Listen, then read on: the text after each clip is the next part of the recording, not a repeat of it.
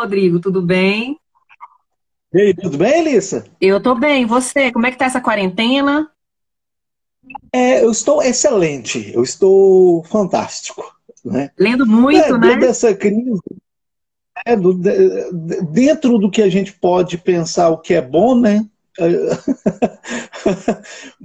Dentro de um melhor dos mundos possíveis, né, Elissa? Porque a gente conversa quase todo dia, né? Sim. Conversa quase todo dia, quase todos os dias a gente tá ali conversando, problematizando, né? Falando, lidando com essa situação, né? Então, dentro do possível, tá indo, né? E há uma necessidade da gente entender que é necessário fazer isso, né? Hoje a gente Sim. estava conversando sobre isso, ô, Elissa.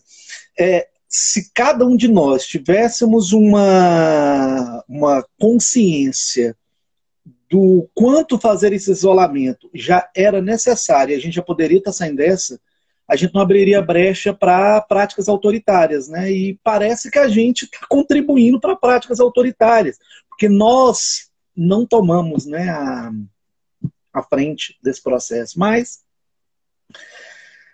Eu espero sobreviver, que vamos sobreviver, né? Ficar vamos. vivo, né? Revolução não vai ser com a gente morto. Então, Sim. é isso. Até se a gente Já puder ter uma reflexão a partir foi. disso aqui também, para pensar, para refletir essa coisa desses lugares autoritários que às vezes, né, aparecem e ficam registrados na nossa memória, né? Eu vou fazer uma Uhum. apresentação do Rodrigo. Eu fiz uma colinha aqui para você, sobre você. Rodrigo Sobre Soares. mim? Sim, eu fiz Que uma colinha isso, bem credo, bonitinha, porque eu quero apresentar formalmente credo, que delícia. os meus amigos, tá? Meu amigo e minha amiga. Os dois são, além de colegas, Sim, gente, são meus amigos, tá? O Rodrigo Soares com é certeza. docente, é professor do Instituto Federal de Goiás, é professor de história, é especialista em história cultural e formação de professores, então ele tem experiência com sala de aula, é também historiador, mas além disso, além desse conhecimento histórico e desse repertório documental e memorialístico que ele traz para contribuir com essa leitura, ele também, eu conheci o Rodrigo na ocasião de fazer com ele um curso de formação em psicanálise, a gente lê Freud, a gente lê Lacan, a gente estuda os nomes importantes da psicanálise, e eu e o Rodrigo conversamos com muita frequência pelas redes sociais, né, porque agora a gente não pode se encontrar mais, sobre como o patriarcado ocupou lugar, ao longo da história, ocupou lugares de uma forma que mexeu com a cabeça da mulher de uma maneira tão assim, perversa, né, em alguns aspectos, que hoje, para nós, buscar essa informação, e quando a gente compreende isso no âmbito cultural e no âmbito da saúde, a gente entende como faz sentido e como é necessário mesmo fazer essa reparação, né? Então, Rodrigo, eu queria agora que você falasse um pouco sobre a sua leitura desse livro, que assim, dentro da leitura do feminismo, não é a obra principal, né? Mas a gente começa por aqui, né? Se você nunca leu nada, se você tem às vezes resistência, até preconceito contra a palavra feminismo, convém começar daqui, porque aqui ela realmente pega na mão e conduz para um lugar muito interessante da gente olhar. Eu gostaria que você falasse um pouco sobre isso. Olá, gente. Boa noite a todos aí que estão nos acompanhando, tá? Os alunos da Elissa, a Eugênia, que eu tá aqui participando de uma live com uma pessoa que é tão cara na minha vida hoje como a Elissa. Eu tenho uma admiração por essa mulher tão grande. Em tão pouco tempo eu construí tanto respeito por essa mulher que, assim, quando ela me convidou, eu não penso nem duas vezes, assim, foi de uma emoção muito grande, né, que a gente sempre conversa sobre tudo, né, a gente foi ficando brodinho, a gente foi ficando Sim. brother, né, A gente, claro, no momento, é que a gente vai poder falar que a gente tem sororidade também. A gente é ó, brodinha ainda, ó, tá no nível da brodagem. a gente ficou brother, momentos assim que a gente faz muita reflexão, alguma coisa que eu vejo, eu mando para ela, que ela vê, ela manda para mim, né, também não, também muitas coisas que não são muito sérias, né? E isso é importante, né? E também tá aqui com a Eugênia, que é também uma pessoa que é tão cara na minha vida. Eu falo isso assim, que são pessoas que nesses últimos 2 anos fazem parte da minha vida e isso é tão importante para mim, né? E poder ler esse livro, né? E eu acho que, como você pontuou, eu acho que não há nada para complementar, é algo que é necessário justamente para que a gente possa começar a debater, né? A gente está dentro de sala de aula, né? Com os nossos alunos, nós que temos relações afetivas, né?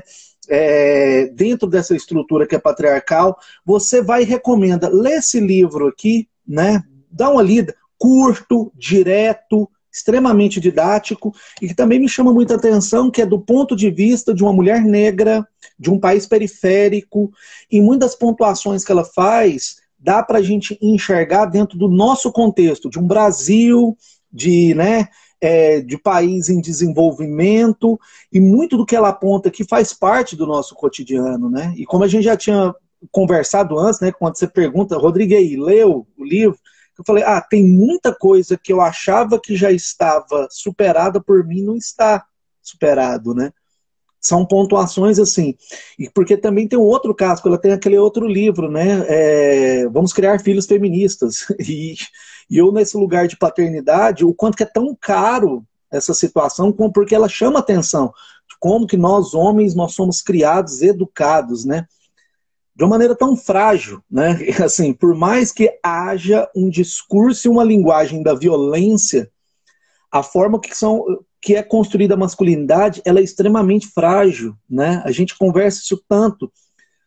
Dentro do patriarcado, o homem a todo momento ele tenta construir e tecer ainda relações onde é que ele esteja dentro de uma perspectiva de poder, mesmo que ele se coloque concordante com essas ideias, né? Mesmo dentro, né, dessas ideias, ele tenta, dentro disso aí, tecer algum tipo, né, de posicionamento onde é que ele esteja no poder. De alguma forma ele precisa estar no poder, né, performando como uma pessoa que está no poder, né.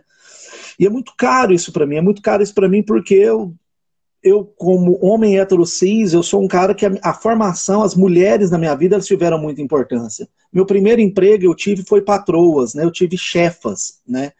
Durante toda a minha primeira experiência de trabalho foram mulheres, né? Dentro da minha universidade, as pessoas que mais me impactaram em primeiro momento intelectualmente foram mulheres, né? Maria do Espírito Santo, Lúcia Rincon, foram mulheres assim que me impactavam muito da maneira com que elas falavam, com a maneira com que elas se colocavam, aquela persona intelectualizada que eu falo, cara, eu quero ser igual a essas mulheres, porque assim, elas são fantásticas, de onde é que vem isso tudo, né? Que há um primeiro impacto. E também de muitas das vezes de entender minha posição como homem como algo que precisa ser mudado a todo momento, né? Que ele precisa ser mudado a todo momento. Porque cada dia que passa, Elice, e lendo esse livro, eu acho que a revolução ela vai ser feita pelas mulheres.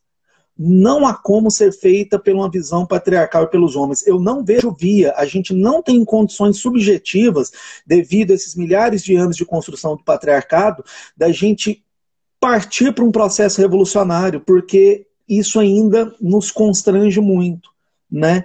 E eu acredito, principalmente de 5 anos para cá, o quanto que as mulheres, elas politicamente, elas estão mais ativas e mais incisivas, né? Eu acho que, se a gente for pensar a revolução hoje, a revolução ela pode ser pensada, sim, a partir de perspectiva de mulheres. Inclusive, isso construindo um novo homem, que isso para mim ficou muito claro no livro da Chimamanda. Não é só pensar o feminismo em si como um movimento, é que o feminismo ele tem algo a contribuir para nós homens, para que um outro homem seja construído, né? Esse homem precisa morrer. Esse homem que existe agora, né, que eu sou uma construção dele, ele precisa morrer. Um novo homem precisa ser construído, né? Dias mulheres virão, né? E, Rodrigo, da perspectiva da história, a gente conversa muito sobre isso. Inclusive, a gente tem conversado muito sobre isso desde a semana passada, né? Quando eu te fiz o convite, aí você aceitou. E eu queria mesmo que você falasse aqui também, até me falar um pouco mais, porque você tem a perspectiva da história, e você mencionou em uma palavra que é muito importante, que é a subjetividade. Eu queria que você falasse um pouco, para todos nós aqui que estamos acompanhando esse momento, como você percebe que pode ser produtivo, que pode dar certo, né? Pode ter um resultado favorável e mais justo dentro da nossa sociedade sobre o papel do homem numa lógica num posicionamento político feminista, tanto de um ponto de vista individual quanto de um ponto de vista coletivo. O homem como indivíduo e o homem com seus pares, junto de outros homens e junto de mulheres. Uhum. Pra mim, isso que a gente está falando sobre essa construção da subjetividade, isso já é temporalizado, né? Então, para fazer essa desconstrução também é um processo que ele é árduo e ele também precisará ser histórico. E quando eu coloco como indivíduo, eu acho que isso muito parte das minhas práticas cotidianas, de revê-las, né? Isso me lembra muito uma fala da Priscila Martins, que era da Coxa de Retalhos, a professora Priscila, numa palestra que eu a chamei para dar uma aula em um colégio privado que eu trabalhei durante muito tempo da minha vida. Eu trabalhei em escolas privadas e um aluno levantou a mão e perguntou: Priscila, como é que eu faço para ser menos machista? E ela falou uma coisa extremamente importante: ajuda a sua mãe a limpar a casa. Começa dessa forma. Eu acho que começa justamente a partir disso. Eu percebo isso muito na relação afetiva que eu tenho com meu filho. Do abraçar, do beijar, do demonstrar afeto em todo momento, algumas das vezes que eu o abracei, eu chorei e ele ficava sem entender, e eu explicando para ele que eu estava chorando porque é normal, porque ele achou que eu estava sentindo dor. Eu falei: não, tá tudo bem, eu estou chorando de felicidade, meu filho, né? De lidar com as emoções, também das minhas práticas cotidianas, de dessexualizar a minha relação com outros homens, né? De eu poder mostrar afetividade em todo momento sem ter essa carga sexualizada, né?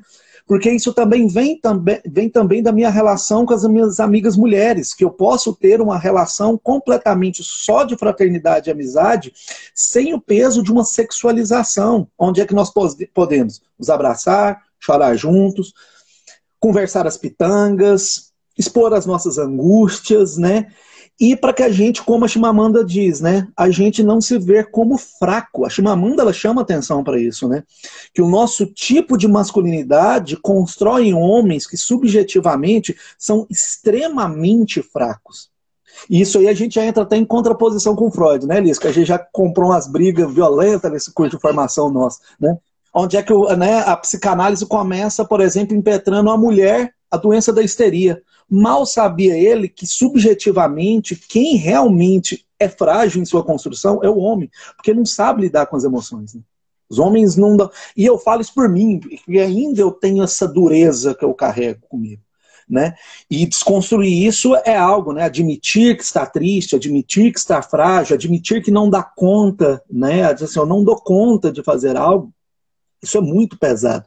E é um processo que é necessário, né, se fazer. A Chimamanda, ela chama atenção para isso, que é um processo que ele precisa ser feito, né? Que ele precisa ser feito. Né? Alguns dizem, uma feminização da educação? Não, isso não tem uma questão do vinculado ao feminino ou ao masculino, mas é de um outro olhar. Né? O que eu sempre digo é essa questão, de um outro olhar que esteja fora dessa dicotomia, né, do masculino, do feminino, da mulher e do homem. Apesar dele existir, ele ser patriarcal, ele ser opressor, aí já vem outras questões, são de classe, são de raça, né? Aí a discussão se aprofundaria mais.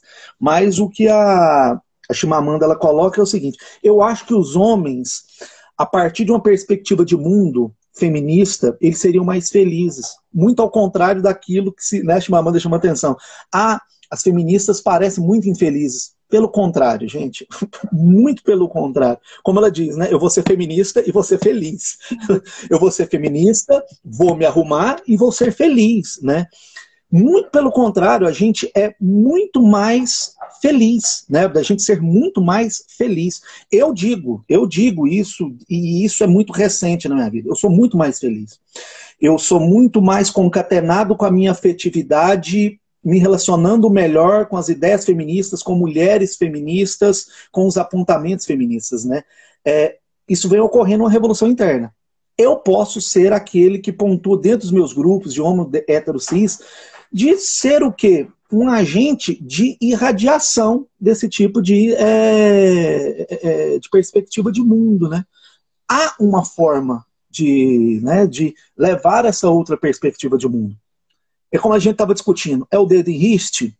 Não sei. Será que se eu chegar para um pedreiro, uma pessoa que foi construída na dureza da vida, apontar o dedo para ela e dizer que ela é machista, será que eu estou contribuindo para que ele reveja suas práticas? Né? Será? Né? Será que eu estaria contribuindo ou será que eu não posso criar nele uma dissonância cognitiva? Né? Um amigo de um grupo de estudos que eu estou participando da Federal, o Douglas, ele me trouxe essa expressão, igual aquele dia, né? Teve uma que você me deu também, que é sobre a questão de reconhecimento. Eu falei, é isso, esse negócio está aqui, você me deu palavras para que eu pudesse me expressar.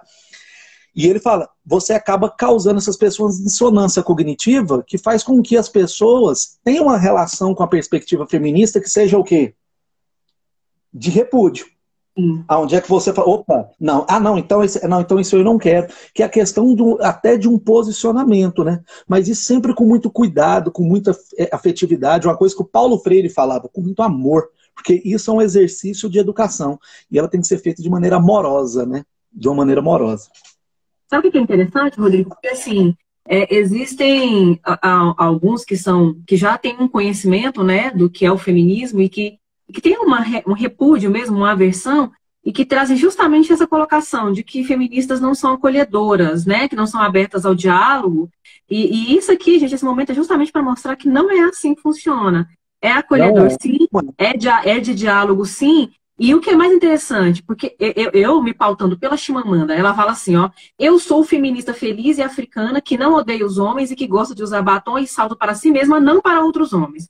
O fato dela não querer viver a vida dela em função de homens não significa que ela não ame os homens. Ela é a pessoa mais importante da vida dela num primeiro momento e ela precisa reconhecer isso e valorizar isso. E ela fala uma coisa muito legal, que é essa estrutura machista, patriarcal e misógina da nossa sociedade faz homens e mulheres sofrerem. Mulheres sofrem muito mais porque elas estão no protagonismo da opressão. Mas os homens também sofrem em outras instâncias, de outras maneiras, mas também sofrem. Portanto, é importante entender que o feminismo não é o contrário de machismo. Ele é um posicionamento político que tenta estabelecer equilíbrio, harmonia e justiça entre os gêneros. E muitas vezes as pessoas elas resistem, né? Tentar entender e compreender isso. E assim, gente, quando uma pessoa que pensa que feminismo é o contrário de machismo, é a mesma coisa da pessoa achar que abolicionismo é o contrário de escravismo. Não é. O feminismo ele só existirá a partir do momento onde que existe uma estrutura intrincada patriarcal e que ela precisa ser destruída. Se no mundo ideal, utópico, num horizonte de expectativa, esse mundo deixe de existir, o feminismo também é algo que... Porque a gente já estará praticando essas ideias, fará parte do nosso cotidiano, da nossa estrutura formativa e subjetiva. Isso aí que você estava chamando a atenção, tá isso aqui, né? Que ela chama atenção.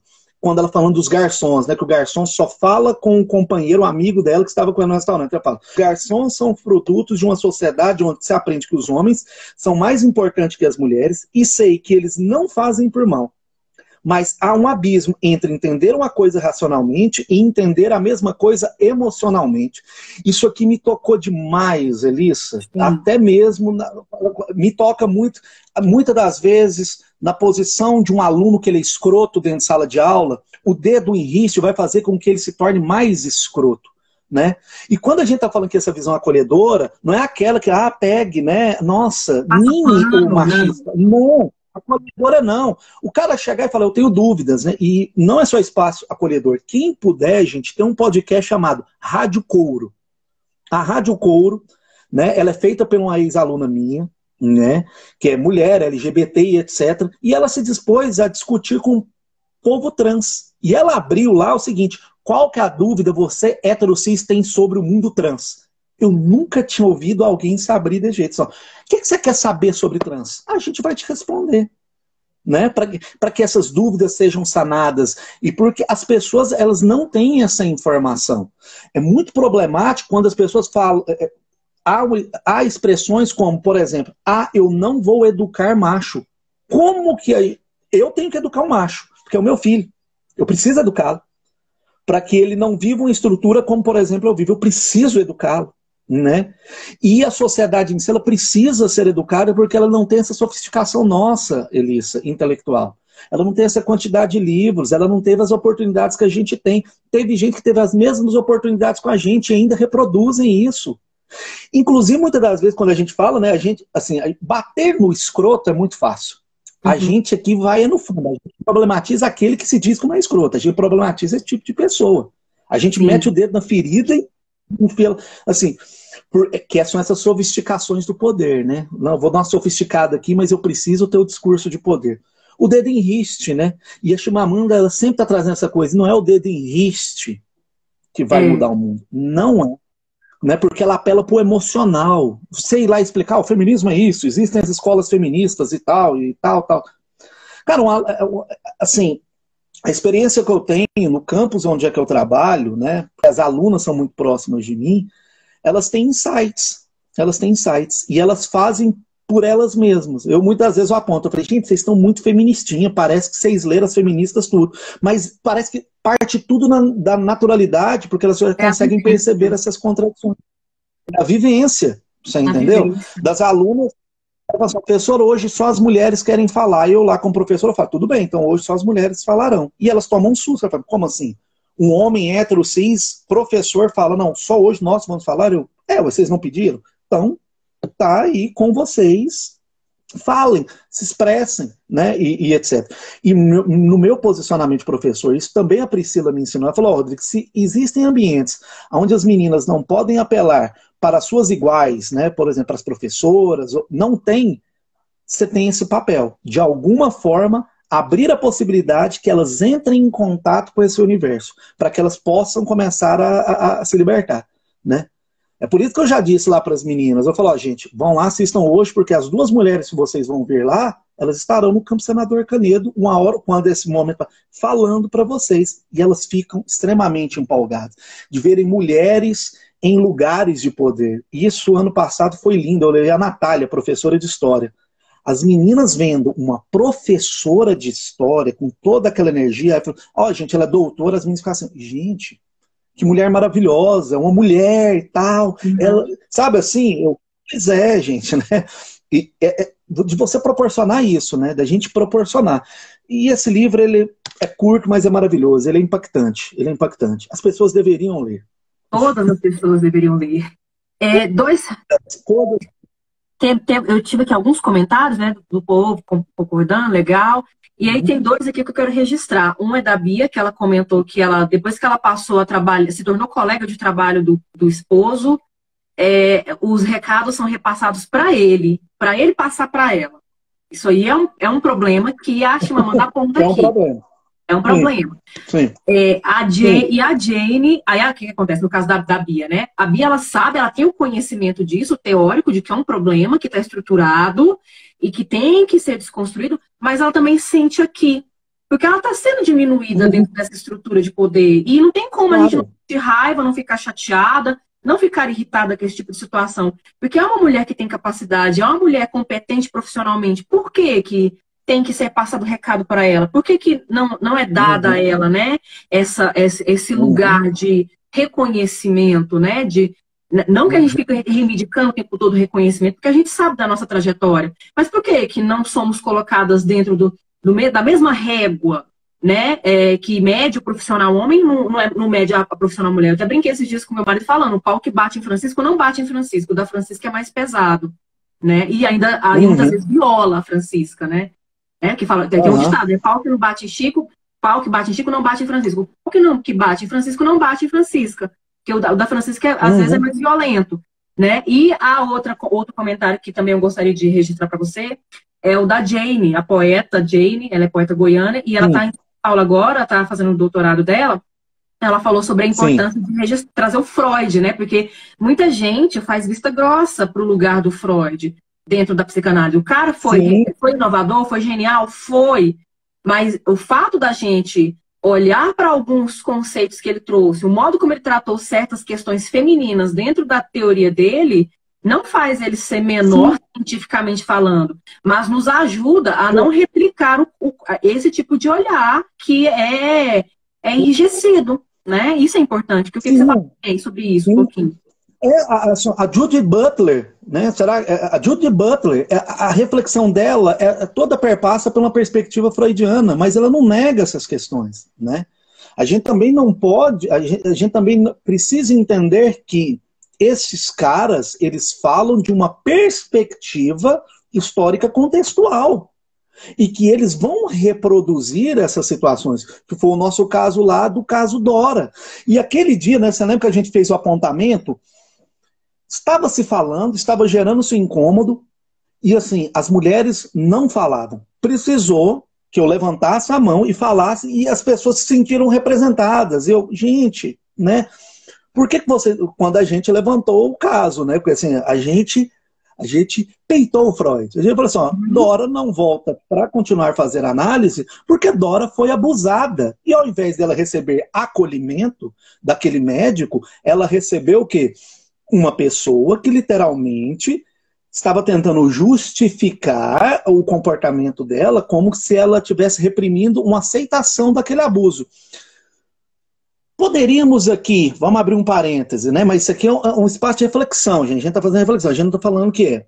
Poderia ser? Poderia, mas a priori, em todo aquele texto, fica muito claro que o cara está literalmente passando pano. E a gente colocou essas questões e o professor falou, realmente isso. Eu li um artigo que a psicanalista está tratando sobre esse mesmo ponto, a contemporaneidade de Dora. Que é isso? Fala assim, cara... Nesses caras falavam de um tempo, de um espaço, de um momento, e isso aí pesa-se muito, né? Inclusive a gente pode usar o Freud para a gente analisar o próprio discurso do Freud, onde ali a gente pode falar assim, ó, isso aqui já não dá mais, isso aqui já não dá mais para a gente aplicar, né, no mundo. Dá para a gente falar que o histérica é doença de mulher, gente? Não dá, né? Não dá mais para a gente fazer isso, né? Muito pelo contrário, se você for estudar a histeria profundamente... E essa fragilidade da masculinidade, desculpa, os homens são muito mais histéricos. Eles são muito mais histéricos. Só que antes eles reprimiam, transformando em neuróticos, né? Hoje não, eles podem se expressar mais. E aquilo que você apontou, Elissa, quando você fala que é muito ruim, o machismo, o patriarcado, ele é ruim para o próprio homem, isso é demais. Desde uma questão da relação com a genitália e o seu próprio corpo, há uma questão de potência sexual, passando, por exemplo, hoje em questões vinculadas à paternidade, por exemplo, né? A gente já conversou sobre isso. Hoje, um caso na justiça onde o homem reivindica a paternidade é muito mais difícil dele ser ouvido, porque você tem hoje 99,9% dos homens sendo escrotos na paternidade. É óbvio que a justiça vai tender para a mulher, porque eu faço parte de uma estrutura onde é que se construiu essa imagem de homem descomprometido com a paternidade, descomprometido com as suas obrigações, né? E hoje eu preciso sofrer dentro do judiciário porque existe uma estrutura patriarcal que me enxerga ainda dessa maneira, que enxerga ainda a maternidade como algo sagrado, que a criação do filho só está vinculado à mulher, que é um peso para cima dessa mulher, que o homem não tem tanta responsabilidade, né? E assim, são essas questões da aparência, do homem não saber lidar com o envelhecer. A mulher dá conta de lidar com o envelhecer de uma maneira muito mais saudável do que o homem. Gente, a crise pós-30 masculina é uma tristeza, eles. É uma tristeza. Os tiozão que não sabem envelhecer. É uma tristeza, né? É triste isso, né? Mas é o que temos. É o que a gente precisa desconstruir, né? Sim. Eu tenho aqui 2 comentários também que acho que foram direcionados para você. Um foi da Jane, Sim. eu vou ler. Ela pergunta assim: você acha que este momento de uma certa revolução impingida à humanidade, nesse momento, né, há possibilidade de surgirem iniciativas de diálogo entre o que há tempos tem sido posto em polarização e guerra? Então, assim, ó, olha, Jane, o seguinte, a Chimamanda ela chama atenção para o seguinte, não há problema ter raiva, não há problema com polarização e não há problema com guerra, né? E eu acho que muito assim, e esse diálogo ele é necessário, mas eu acho que é um diálogo onde é que a gente precisa muito mais fincar as nossas posições. A gente, nos últimos 10 anos, a gente ficou muito num discurso oba-oba. Isso eu já até conversei muito com a Eugênia, né, sobre estar nos movimentos, estar nos coletivos, participando ativamente. A gente só fala que mas a gente não se posiciona, né? Se a gente tem um posicionamento político de esquerda, e que esquerda você é? Não, eu sou comunista, né? Como você sempre faz, que eu falo que você é uma pessoa necessária na minha vida e nas redes sociais, porque a todo momento você faz isso, né? quando a gente estava conversando sobre que livro ler, eu falei, por que não a Chimamanda? Porque assim, gente, a gente tem que colocar a cara da Elissa mais para que as pessoas conheçam ela, meus alunos precisam conhecer ela, as pessoas das minhas redes sociais precisam conhecer ela, porque essa mulher, a todo momento, ela não nega a posição dela de mulher, não é só mulher, eu sou mulher e eu sou feminista. Né? Isso é muito importante, né? Porque, Elissa, você me faz então uma leitura retrospectiva da Priscila, a primeira vez que eu levei ela para fazer uma palestra, e ela se apresentou dessa forma: eu sou a Priscila, sou formada em Ciências Sociais, faço mestrado em Direitos Humanos, sou feminista, sou sapatão. Se criou aquele boom, que aí eu falei, caralho, que coisa, assim... se posicionou, se posicionou dentro de um lugar que é de guerra. Por isso que eu falo, é um lugar de guerra. E não há problema da polarização. E não é porque é polarizado que a gente não vai dialogar. Né? O que eu acho é que nós precisamos refinar e construir um diálogo que seja mais inteligível para essas massas que não compreendem. Principalmente quando o livro da Chimamanda, como que ela foi chamada pelo amigo dela que morre no acidente de avião? Você é feminista. Aquela questão da linguagem, como se isso não fosse um elogio, um posicionamento político, mas sim uma ofensa, né? Uma ofensa. E o que é o livro dela? Não, eu desconstruí isso tudo, não é uma ofensa. Ser feminista é lindo. Isso aqui me fez, né, me lembrar até daquela construção, né, de marcha para as vadias. Aí, de repente, elas deixam do marcha para as vadias, porque dentro do movimento feminista houve uma discussão, né? O vadia, para um determinado grupo de mulheres negras, etc. Se apropriar disso é um problema, é uma violência, isso foi desconstruído, né? E o que cabe nós, os homens? O que seria o nosso posicionamento nessa polarização da guerra? Homens, calem a boca, só ouçam. Ouvir é um ato político. Isso eu aprendi com a Priscila. Ouvir é um ato político. Seu ato político não é colocar florzinha na sua barba e vestir vestido em passeatas desconstruidonas. É você calar a boca na hora que tiver uma mulher que é preparada dentro de um determinado tipo de conhecimento e ouvir do começo ao fim. Calem a boca, só ouçam. Você entendeu? Homens, não se apropriem do discurso feminista para lacrar nos seus lugares sociais. Vocês estão banalizando algo que é tão sério, que é tão caro. Homens, comecem também a cobrar dos seus pares de uma maneira que não seja só uma cobrança, um dedo em riste, mas que a sua cobrança seja uma pontinha para que aquilo que você questionou também seja um lugar de desconstrução. Né? Fala, opa, né? Eu penso que é dessa forma. Eu não tenho medo da guerra e da polarização, não. Eu acho que ela não é negativa. A gente tem que sair de cima do muro, né? Neutralidade. Se posicionar é importante. Neutralidade é coisa de detergente líquido. Eu quero tocar o louco, Elissa. Até porque, o negócio Rodrigo, até uma discussão que eu fiz na semana passada, eu falei com a Júlia, ela é aluna da Faculdade de Letras, e é minha amiga, quando a gente estava falando de autoria feminina, e depois eu falei com a live com o professor Dudu na sexta-feira da semana passada. Não existe neutralidade. Quando diz respeito a posicionamento político, não existe neutralidade. A neutralidade está pactuando com o lado dominante. Porque ela se silencia, ela deixa o status quo permanecer. Sim, neutralidade. Isso foi uma frase que eu vi um dia no ONB, estava num cartaz. Neutralidade é detergente líquido, eu quero tocar o louco. Adoro. Eu tenho uma foto, depois de postar nas redes sociais, que eu tiro uma foto lá desse cartaz. O Diego está aqui, que faz também o curso de formação lá com a gente. Foi ele que tirou essa foto. O Garganta tirou essa foto minha. Aí tem um outro comentário que eu vi aqui, um comentário bem interessante. Eu queria só pensar um pouquinho aqui sobre esse comentário. Só para mostrar um ponto de vista diferente. Quando um homem fala para o marido, ele tem medo de ser mal interpretado conversando com a mulher que tem um relacionamento. Esse aqui eu acho que eu não entendi um pouco. Não entendi. Será que é um... Será que fala para a esposa? Não sei. Não entendi. Mas eu gostaria de diálogo. Eu quero também esse ponto de vista diferente para a gente compreender, né, os outros lugares, né? Ah, aqui tem outro comentário. Se Uhum, isentar também é uma posição política e ideológica, né? O comentário da Pauliane. Se isentar é também uma uhum. posição política e ideológica. É. E ela não favorece quem está sofrendo, quem está sendo oprimido. Ela favorece quem está oprimindo, infelizmente, Sim, né? sim, sim. Não, é só, a gente não está negando que seja um posicionamento. Eu estou É. dizendo que não é um posicionamento da maneira com que eu penso o mundo, que eu penso em revolução, e eu acho que as mulheres vão fazer isso.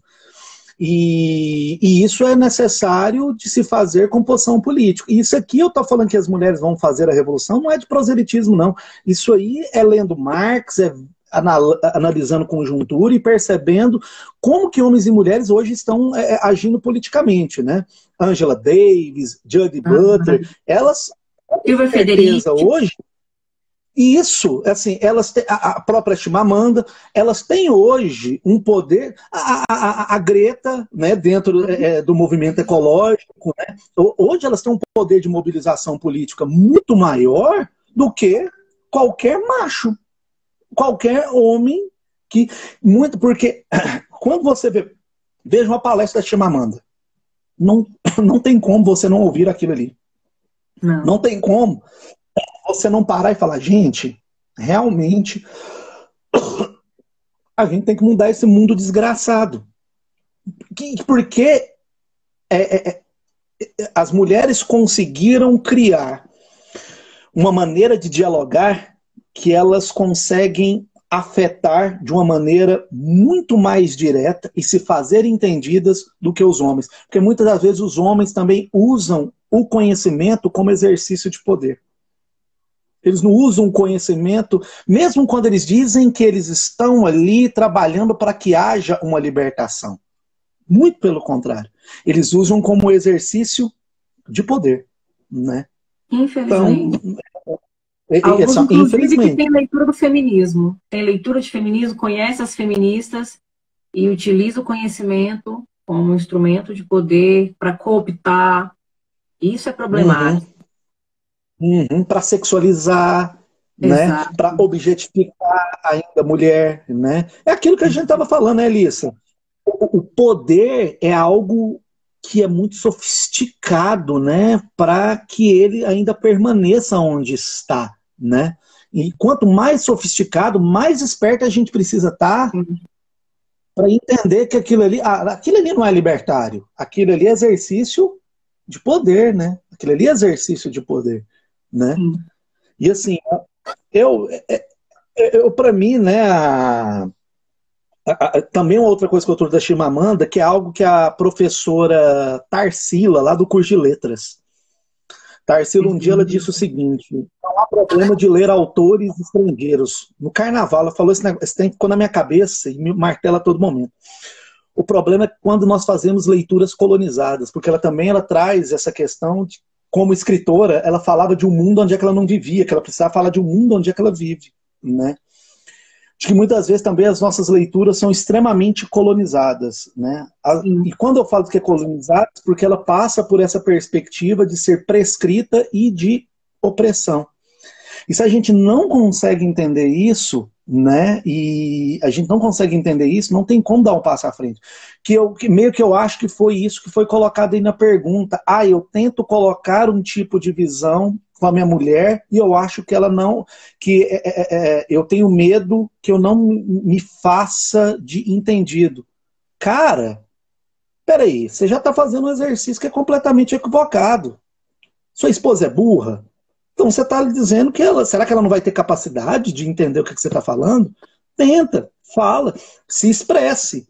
Ou pode ser aquela questão freudiana, né? Inconsciente, não fala isso não, porque você pode estar falando uma merda. Então, assim, é melhor não falar, né? E ela vai apontar o dedo, né?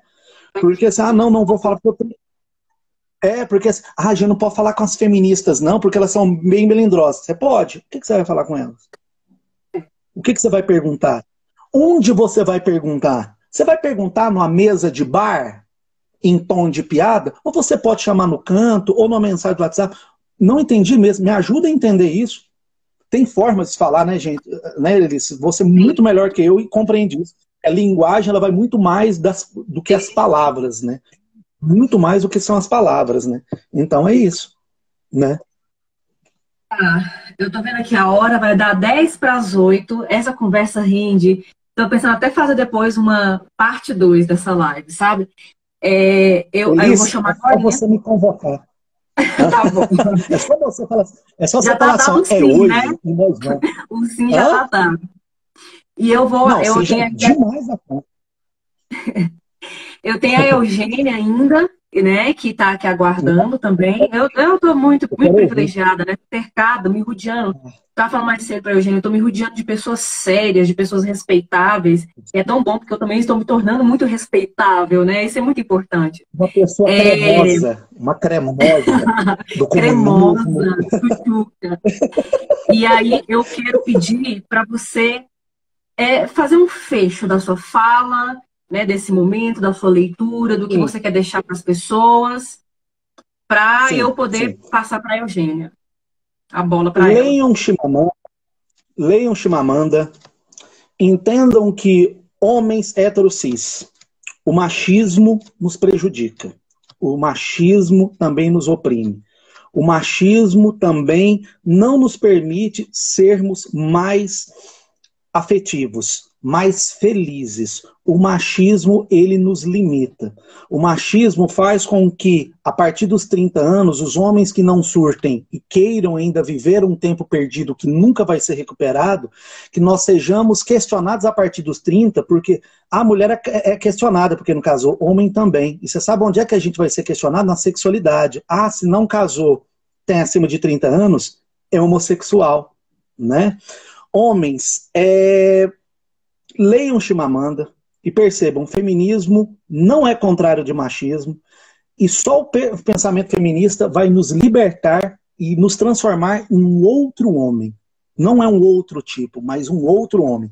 Este homem precisa morrer e é urgente e viva a revolução. Tá? Que coisa mais Elissa, muito linda! obrigado. Tá? Rodrigo, Muito obrigado mesmo. eu Você que sabe assim, o agradeço. afeto que eu tenho. Elissa, o afeto que eu tenho por você é algo assim que eu não consigo externar por você. Eu já amo seu marido e eu nem conheço ele pessoalmente. Porque a gente já brother das redes sociais que assim, eu te amo muito, continua desse jeito. Você é uma pessoa necessária no mundo. Você é uma pessoa necessária no mundo, não só para seus alunos. O mundo sem você seria um pouco mais pior. É necessário a sua cara, é necessário a sua fala, é necessário você a todo momento. Eu sou feminista, tá? Muito obrigado por você existir. E principalmente agora está existindo na minha vida. Tá? Um Ai, beijo. gente. Um beijo e coloca essa cremosa da Eugênia para falar aí agora, que eu também amo de paixão e eu já pude falar isso. Homens, façam isso com seus amigos e com suas amigas. Externem toda a sua admiração. Isso não é apenas sexualidade. Externem seus afetos, olhando no olho. Tá? Falem para que outras pessoas ouçam quanto você gosta das pessoas. A gente precisa de mais isso, tá? Muito obrigado mesmo, Elissa. E todo mundo que acompanha a Elissa também, muito obrigado. Os que também vieram por causa de mim, tamo junto aí. E é isso, viva o comunismo e viva a E o revolução. feminismo. Feminismo, tá? Um Gente, beijo, tá? eu vou publicamente, eu quero agradecer a você, Rodrigo, por ter aceito o convite e por estar em minha vida. Eu falei para a Eugênia mais cedo, é muito bom ter comigo pessoas que abrilhantam a minha vida, que abrilhantam a minha trajetória. Você é uma dessas pessoas. Eu consigo ter diálogos maravilhosos com você. E para mim isso é muito enriquecedor, isso é muito caro, sabe? Eu venho de uma história, que eu não preciso pormenorizar agora, mas eu venho de uma história que está sendo resolvida na psicanálise, de como os arquétipos masculinos são problemáticos para mim. E você é um dos caras que me ajuda a ressignificar a masculinidade na minha vida, entende? O elemento masculino desse homem com quem eu posso conversar e que não me é indiferente. E isso é lindo, porque na história, gente, nós mulheres sempre enfrentamos homens que são indiferentes a nós, a gente tem que ficar o tempo todo provando para eles. Mas existem homens para os quais a gente não precisa provar nada. O Lina é um desses homens, o Dudu, com quem fiz live semana passada, você, Rodrigo. Outro que eu ainda quero chamar para uma live é o Carlos Antônio, que você conhece ele, que é outro que eu se amo loucamente. Que são pessoas assim, que eu não preciso fazer nada. Eles estão sempre me amando, vocês estão sempre me amando e eu amo vocês também. Muito obrigada por abrilhantar essa live. Obrigada por fazer parte da minha vida, por ser meu amigo e por compartilhar comigo leituras e referências, não só teóricas, intelectuais, mas de vida. Muito obrigada. Muito obrigado você, viu, sua linda? Beijo. Beijos.